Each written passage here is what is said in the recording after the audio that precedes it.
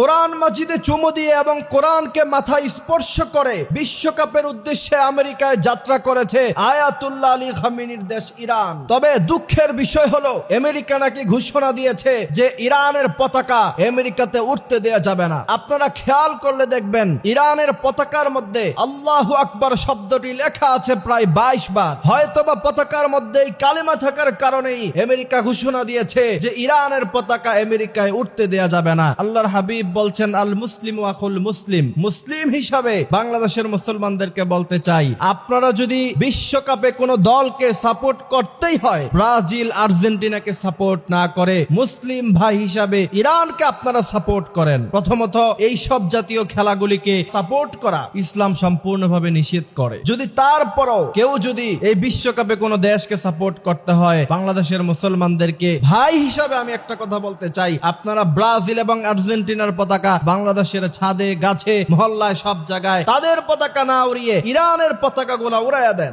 আর এটা প্রমাণ করে দেন যে আমেরিকার মাটিতে এই পতাকার জায়গা না হয়েছে তো কি হয়েছে, বাংলাদেশের মানুষের হৃদয়ে ইরানের পতাকার জায়গা হবে, এটা বুঝিয়ে দিতে হবে। আল্লাহ সুবহানাহু ওয়া তাআলা বলছেন ইন্নামাল মুমিনুনা ইখওয়া, যারা ঈমান এনেছে, যারা বলে আমানতু বিল্লাহ, এতটুকু কথা যারা বিশ্বাস করে, মুহাম্মদ সাল্লাল্লাহু আলাইহি সাল্লামকে যারা নবী হিসাবে মানে, তারা হচ্ছে মুমিন। আর গোটা পৃথিবীর সমস্ত মুমিনেরা হচ্ছে ভাই ভাই। কাশ্মীর, মিয়ানমার, পৃথিবীর যেই কোনো প্রান্তেই থাকুক, মুসলমান হিসাবে তারা আমাদের ভাই। এজন্য ইরানের মুসলমানরা হচ্ছে আমাদের ভাই। আর আল্লাহর হাবিব সাল্লাল্লাহু আলাইহি ওয়াসাল্লাম বলছেন, মুসলমান তোমরা এমন এক হৃদয়ের মতো থাকবা, এক শরীরের মতো থাকবা। তোমার শরীরের একটা অঙ্গ প্রত্যঙ্গ কেটে গেলে যেমন গোটা শরীর ব্যথায় ব্যথিত হয়ে যায়, পৃথিবীর কোন জায়গায় কোন ভূখণ্ডে একজন মুসলমান কষ্ট পেলে তোমার হৃদয়ে কষ্ট পেতে হবে, তাহলে বুঝতে হবে তুমি মুসলমান।